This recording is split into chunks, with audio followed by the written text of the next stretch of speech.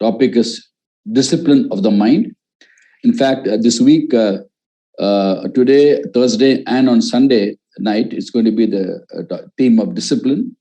Today will be discipline of the mind. On Thursday, discipline of the body. And on Sunday, it will be discipline to accept discipline. So today, we're going to focus on the important aspect of our thinking, our minds. So Christians generally neglect the role of the mind in Christian life. We're very careful about how we live because people can see it. We're careful about what we speak because people can hear what we speak. We're not very careful about what we think. Yet our thinking will decide how we live and what we speak. And in the letter of Paul to the Romans, which is the basis for a theme verse for tonight, in Romans chapter 8, verse 5 and 6, Paul writes, "Those who live according to sinful nature have their mind set on what that nature desires. Those who live in accordance with the Spirit have the mind set on what the Spirit desires. The mind of sinful man is death. Death meaning separation. For man is always on the things of the sinful nature, then we can't have fellowship with God, cut off from God for that period till we return back. But the mind controlled by the Spirit is life and peace." And remember, please, that this letter was written to Christians living in Rome. So Christians' mind can be under the authority of the sinful nature or under the control of the Spirit. It's up to the Christian to decide on what his mind is going to be stayed on, what his mind is going to be thinking on.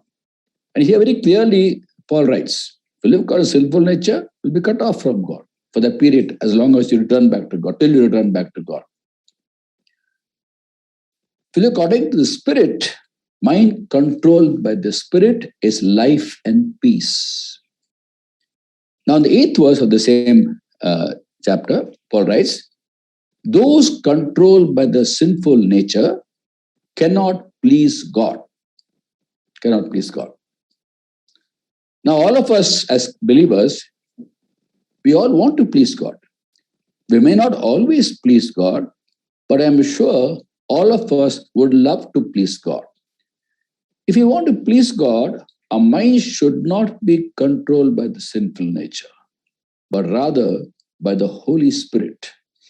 Now, the sinful nature is in every human being, and it is basically in the senses of the body.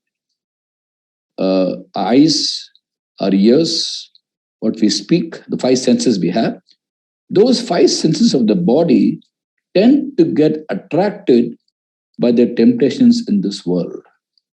Our body reacts to things of this world. The sinful nature resides in the members of our flesh, parts of our body. And when we turn to Christ, what happens is our spirits come alive.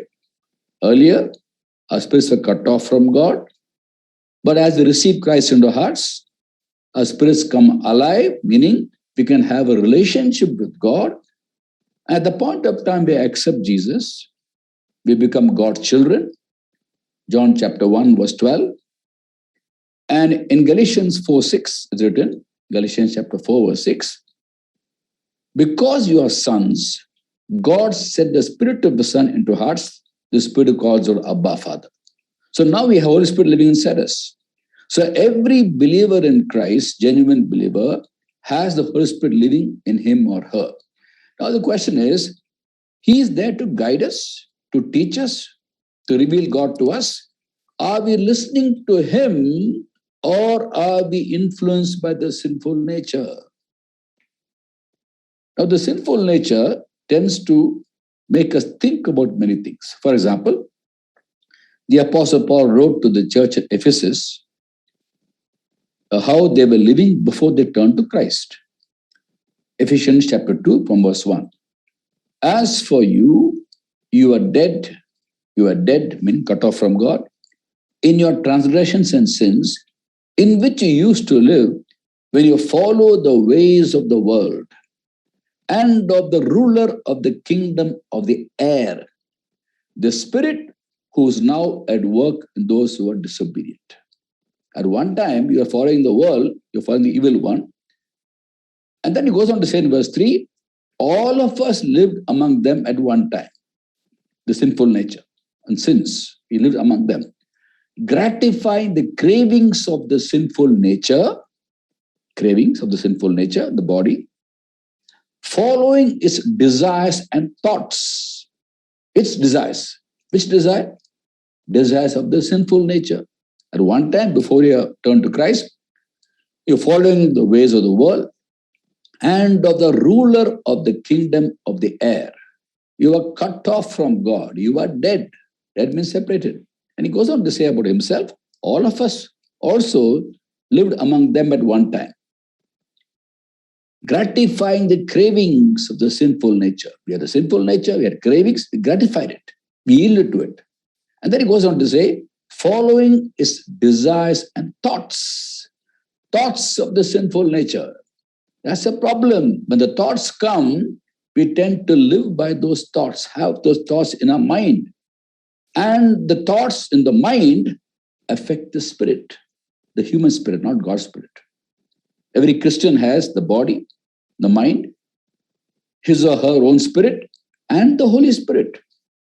And our spirits get contaminated by persistent thinking of the thoughts of the sinful nature. That's why in the Old Testament, in Hebrews 4:14, the Lord told the Israelites, people living in Jerusalem, O Jerusalem, wash the sin from your heart and be saved. How long will you harbor wicked thoughts? So at one time we were following those wicked thoughts of the sinful nature. But then in Romans 13:14, Paul writes, Romans 13:14, clothe yourself with the Lord Jesus Christ and do not think about how to gratify the desires of the sinful nature. Don't even think about it.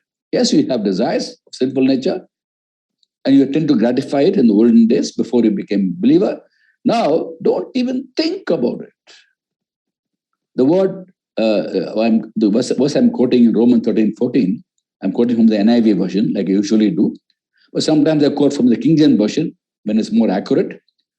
And for more understanding, the King James version says, put ye on the Lord Jesus Christ and make no provision for the flesh to fulfill its lust thereof. Make no provision for the flesh meaning sinful nature, which resides in the flesh. The word provision is from a Greek word called pronoia. Pronoia means forethought. Don't even have a forethought of sin. Don't have a blink of it. The moment it comes, throw it away. You throw away those thoughts. It's up to us to allow our minds to be controlled by the sinful nature or by the spirit. Now, as compared to what we should not be doing, what we should be doing is Galatians 5:16. Paul writes, so I say, live by the Spirit, and you will not gratify the desires of the sinful nature. We have the sinful nature living in us. Till the day we die, we'll have the body. When you leave the body, that's death. World cause that we fall asleep in Christ. Sinful nature will be. But by the Holy Spirit's power, we put to death the mysteries of the body. If we look at Romans chapter 8, verse 13, Romans 8:13, the Apostle Paul writes, if you live according to sinful nature, you will die. But if by the Spirit, you put to death the mysteries of your body, you will live.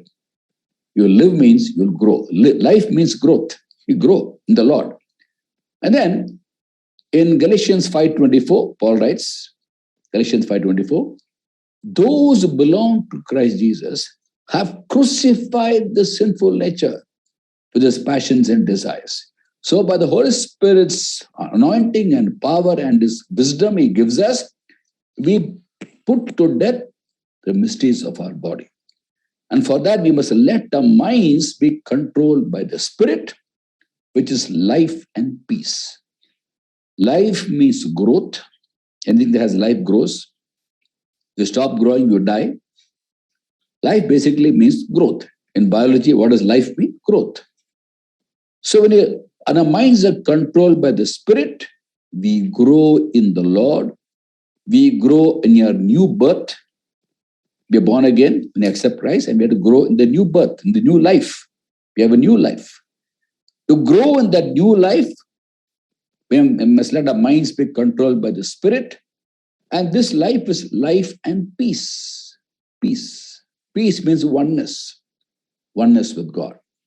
We preserve our peace as we walk in step with the Spirit, and we grow in the new life God has given us. Mark these two words for life and peace.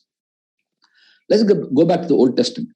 In the Old Testament, we read about when the Israelites were chosen by God to be given the commandments, they were set apart from other nations to be given the commandments. They were a holy nation. Holy means set apart. And God's plan was, as this holy nation would obey the commandments, all the other nations will come to know who the true God is, and thereby they also become holy, set apart. Holy means set apart. Set apart from following the world to following the true living God. So the nation of Israel was set apart from other nations to be an example to the rest of the world and give a revelation of who the true God is through their obedience to God. That's why before the commandments are given, the Lord sent Moses down to the Israelites in the plains of Mount Sinai with a message. Exodus 19 chapter 4, 5, 6. You yourself know what I did to Egypt and how I carried you on eagle's wings and brought you to myself. Now, if you obey me fully and keep my covenant, out of all the nations, you will be my treasured possession. Although the whole earth is mine, you'll be for me a kingdom of priests. You'll be for me a kingdom of priests and a holy nation. So the nation of Israel was supposed to be priests for the remaining nations. That was God's plan. And they failed God. And within the Israelites, in the holy nation, God chose a few people to be priests for the remaining people, the tribe of Levi. In the book of Deuteronomy, chapter 10, 8 and 9, we read, at that time, the Lord set apart the tribe of Levi for three things. To be priests, of course, to carry the ark of the covenant, to minister before the Lord, and to pronounce blessings on the people. Three things. The function of the Levites, Levi and his descendants with this, to carry the ark of the covenant. Ark of the covenant signifies the presence of God, God's presence in the Old Testament time. Also to minister before God, to minister to God on behalf of people. They were chosen, set apart. Mark the term set apart, holy. Nation of Israel, holy from other nations. Within the nation of Israel, Levites set apart to minister before God, carry the Ark of the Covenant, and pronounce blessings upon the people. Set apart. Now, the setting apart also was in the context of focusing on the things of God. That is why God did not give them land in the land of Canaan. Deuteronomy 10 chapter 8 and 9 is about the calling, the Levites. And the 10th verse talks about that's why they have not given physical land. No inheritance from them. No inheritance. God says, I will be their inheritance.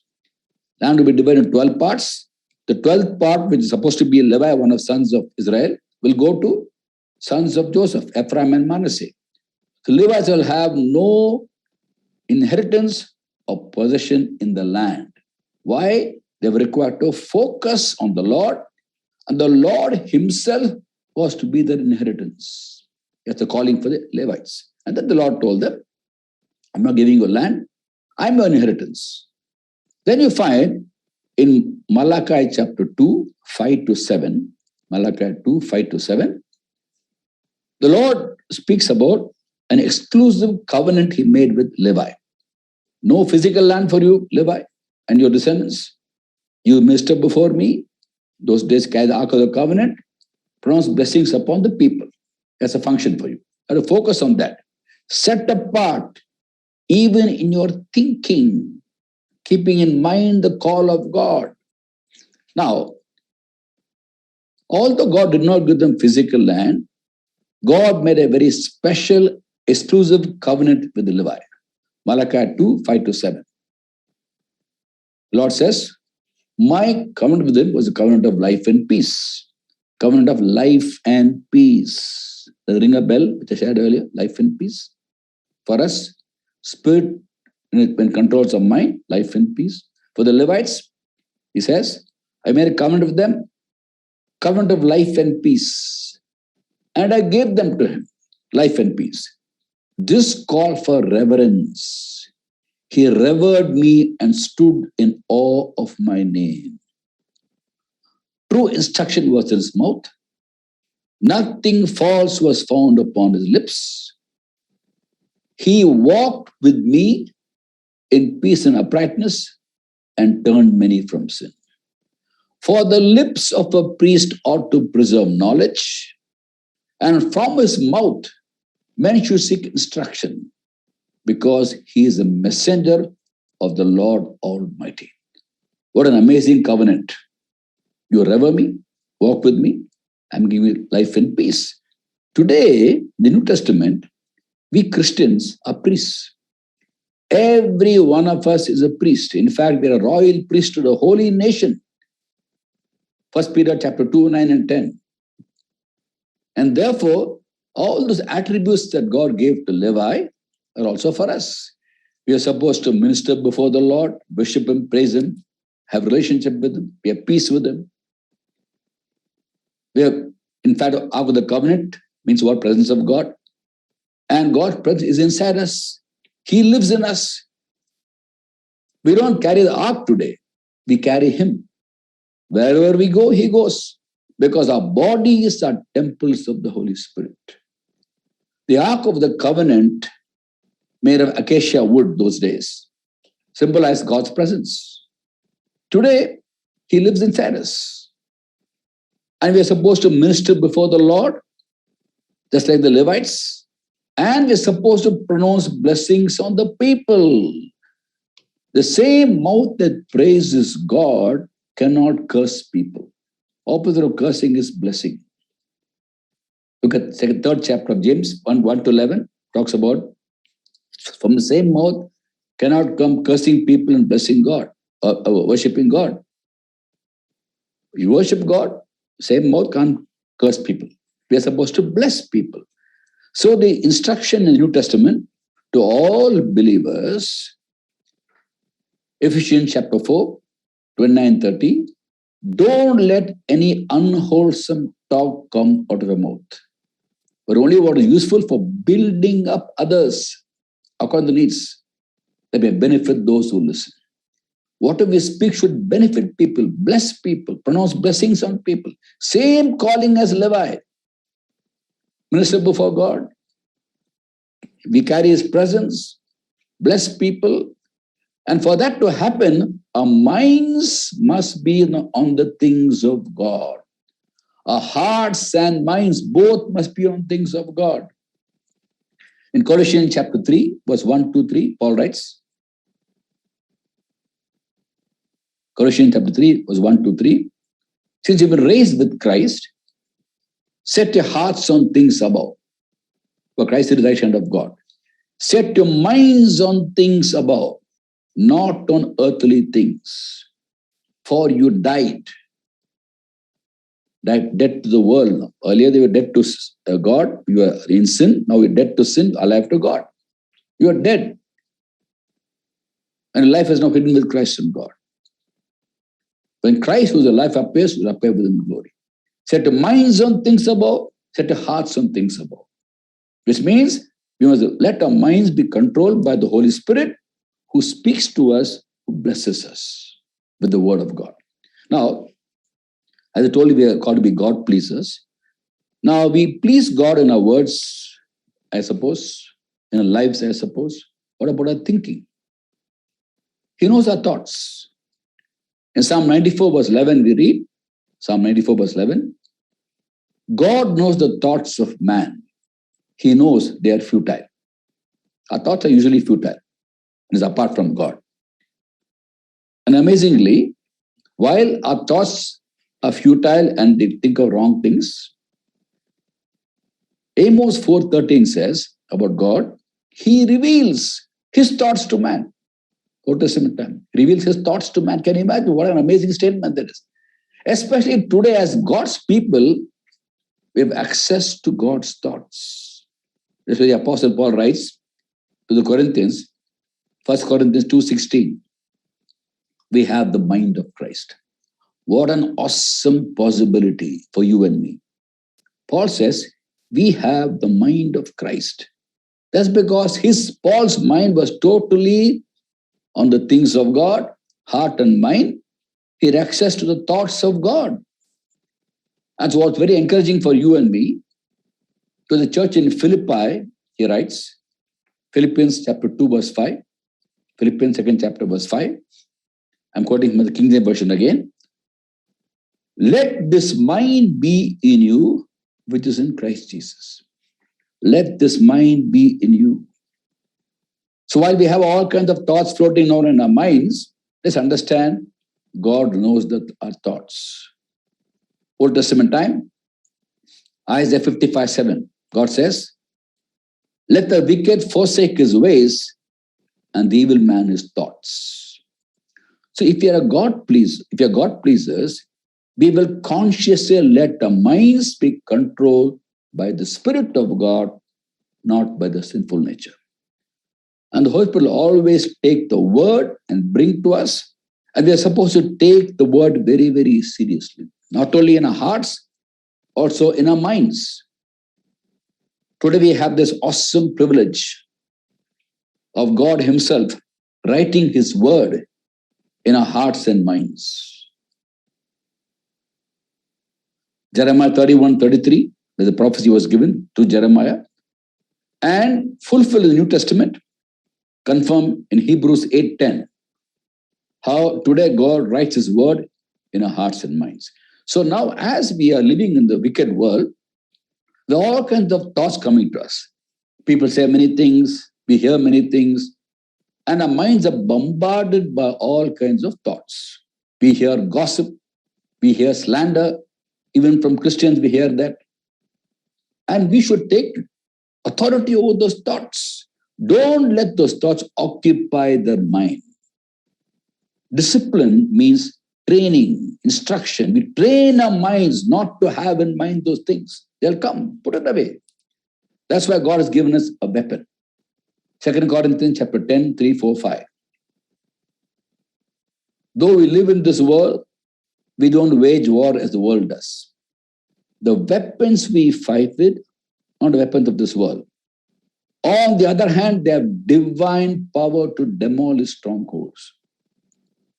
We demolish arguments and every pretension that sets itself up in the knowledge of God, and we take captive every thought and make it obedient to Jesus. Now, while we are living in a world, while we hear from people say many things, I told you, gossip, slander, all kinds of things we hear, lies we hear, false allegations we hear, don't let it occupy your mind. You hear, let's put it away. Take authority over that. It's not from God. God does not want us to keep our minds on those things. On the other hand, He wants our hearts and minds to be on the things of God. Not on the devil's thoughts, but on the things of men we should not have. Remember the time when Peter told Jesus, after the Lord told the disciples about he's going to go to Jerusalem, be arrested, he'll be crucified, and he'll be risen from the dead, he told them. And Peter tells them, Matthew 16:22, never, Lord, this shall never happen to you. And the Lord rebukes Peter. He says, get behind me, Satan. Verse 23. You are a stumbling block to me. You don't have in mind the things of God, but the things of men. Things of God, things of men are very different. Usually man's talk is worldly. Whereas Holy Spirit gives us only God's word. So there could be things of God, things of men, also sometimes things of the devil. And devil can use men to give us his thoughts. What Peter told Jesus was, never, Lord, this shall never happen to you. It's a very human response. The Lord said, I'm going to go to Jerusalem, I'm going to arrest it, I'm going to get killed. He said, don't go, don't go. Shouldn't happen to you. A human response. In fact, some people think very compassionate he was. Among all the disciples, he's the only one who said, don't go. Others, they're keeping quiet. But the source of the thought, origin was from the devil. That's why Jesus tells him, get behind me, Satan. He's telling Peter, you don't have in mind the things of God, but the things of men. Sometimes we think things of men are holy, worldly, it's human, it's okay. But when people talk gossip and slander and all kinds of things which are ungodly, don't take it to mind. When the mind goes into the heart, it'll contaminate the heart. On the other hand, we are called to be a people who keep our minds upon the things of God. Even the Old Testament, it says, Isaiah writes, Isaiah 26:3, you keep in perfect peace him whose mind is stayed upon thee. When our minds are upon the Lord and the things of God, we preserve the peace God has given us. In the Old Testament time, peace was conditional to obedience. Today, peace has been given to us already freely through Christ, and we preserve that peace through obedience. Obedience not also in our thinking. Now, all of us want to, obviously, as Christians, we want to follow Jesus. We want to imitate his life. There's a calling for every one of us. We are called to be holy, set apart after receiving salvation. 2 Timothy 1:9, he saved us, called us to holy life. If we want to imitate the life of Jesus, we must think like Jesus. Old Testament says, again, King James Version, Proverbs 23:7. As a man thinks, so is he. As a man thinks, so is he. If you want to be like Jesus, you should think like Jesus. And always have in mind the things of God. In John 4:34, Jesus says to his disciples, my food is to do the will of him who sent me and finish his work. That's my food. To do the will of him who sent me and finish his work. That's the key for all of us. God reveal his will to us. General will you keep doing. In that process, you can discern God's specific will and be focused on that. We must discipline our minds not to get distracted from the calling God has for us. Discipline is training. We are soldiers for Christ. How wonderful to know that. Soldiers means what? Discipline. Soldiers means punctuality. Soldiers means early morning getting up. Soldiers means early morning exercise. Hard work. Hard work. So we are soldiers for Christ. We have to be disciplined. Any soldier, in any army, anywhere in the world, these are common qualities.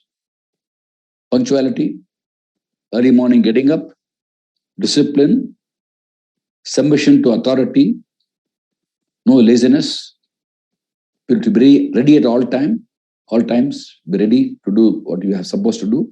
And therefore, we have to discipline our minds to have in mind the things of God and take God's word very, very seriously. Don't take it lightly. You know, end of last month, one of our very close fellowship members, who also board member of Logos Ministries, went to be with the Lord. Very close to me, as my elder brother. And we had a memorial service beginning of this month. I had the privilege of sharing the message on that day, memorial service.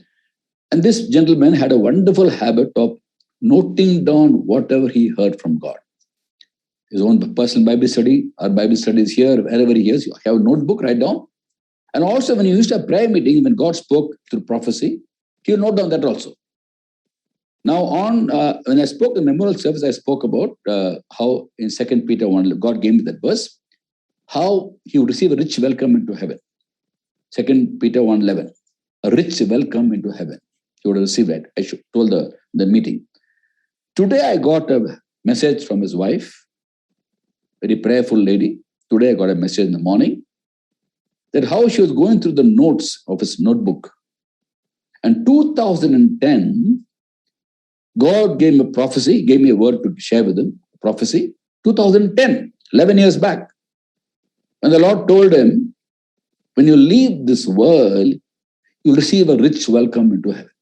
2010, he wrote down the notebook, diary. Today she saw it in the diary. She sent me a message, text message. Brother, I'm so thankful.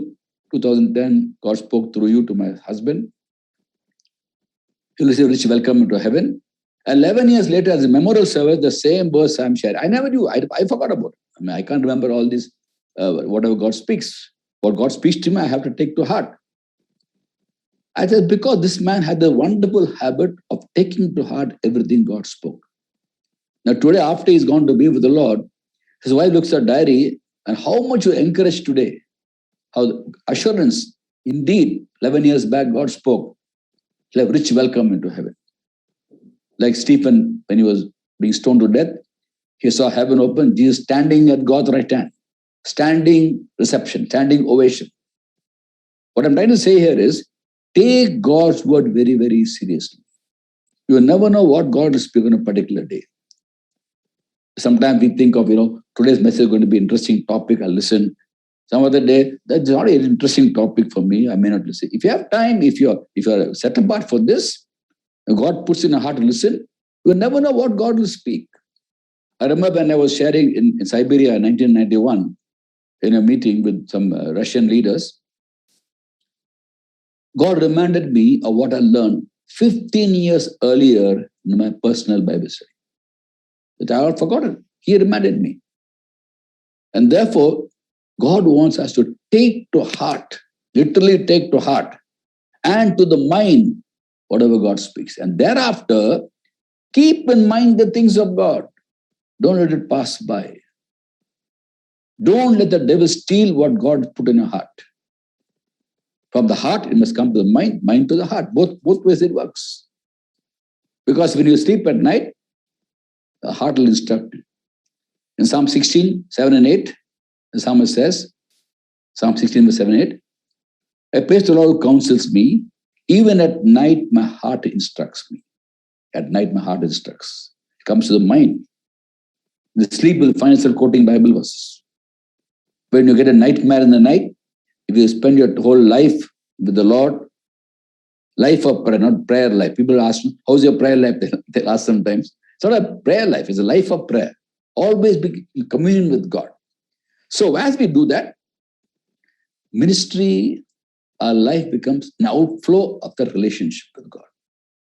And in that process, our minds get bombarded by all kinds of thoughts from people, like I said, gossip, slander, false allegation, pulling you down, discouraging you, instilling fearful thoughts in the mind. Dismiss that. Discipline your mind.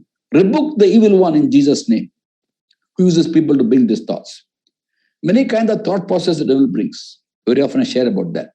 Sinful thoughts, anxious thoughts, discouraging thoughts, futile thoughts, wasteful thoughts, worldly thoughts about money and about things of this world, and bitter thoughts of people's sins against us, which leads to bitterness and sometimes even to hatred. All the thought process, put away. One more, guilty thoughts that lead you to be guilty. All this put away. Don't let them occupy your mind. We have to remember only what God spoke to us and what God did to us. Psalm 103 verse 2 says, forget not his benefits. Bless the Lord, O my soul. First and second verse, bless the Lord, O my soul. Let my inmost being praise his holy name. Bless his holy name. Bless the Lord, O my soul, and forget not his benefits. Now, the word blessing here means praising, to speak well of. To bless God is to speak well of God, to praise Him, worship Him, and forget not His benefits. Keep in mind the things God spoke to you and what God did to you. What God did to you, remember. What God spoke to you, remember. Like Mr. Karnakaran used to write down in his book. I've seen his book. Sometimes when he come have Friday prayer meeting, he'll come with the book and say, brother, this prophecy came 3 years ago, this is fulfilled today. How wonderful to hear that. You take the word very, very seriously. Take to heart and the mind whatever God speaks and value, cherish God's word. Remember what God did to you in the past. Revelation chapter 3, verse 3, to the church in Sardis, the Lord wrote, God said, Revelation 3:3, remember what you received and heard. Obey it and repent. Obey it and repent. I'm so glad there are so many young people in Zoom. I'm just thrilled by children, young children, asking questions. Sometimes I find 9 or 10-year-olds asking questions. So wonderful to know at the tender age, you have a heart for God. And you can be sure God will definitely speak to people who are like children. Not just an age. Have an attitude like a child before God. Because God loves to reveal mysteries to children. Remember the time when Jesus Christ our Lord was full of joy to the Holy Spirit, said to the Father, after 70 disciples came back after driving out demons, it says there about how the Lord tells them, don't rejoice because demons submit you, rejoice your names are in the book of life.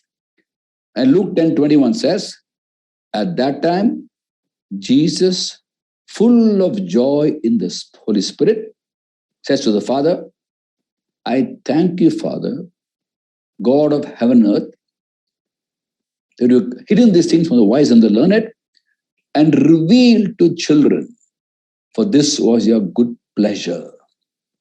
God finds pleasure in revealing mysteries to children. Children meaning anybody who's teachable, humble, moldable, and having a heart and mind for God. He will reveal mysteries. How wonderful to know there are so many promises God has given us, commandments God has given us. There's joy in obeying Him, joy in living for Him. Take His word very, very seriously. Because He said, Matthew 24:35, heaven and earth will pass away. My word will never pass away. What remains forever is God's word. And we'll also remain with Him forever. So both His word and us remain together with Him forever. He's there forever always. He'll never change. So here is let's be a people who live God's word. Let God's word become flesh in us. We're supposed to live by the word. Earlier we were dead to God, alive to the world. Now we're dead to the world and alive to God.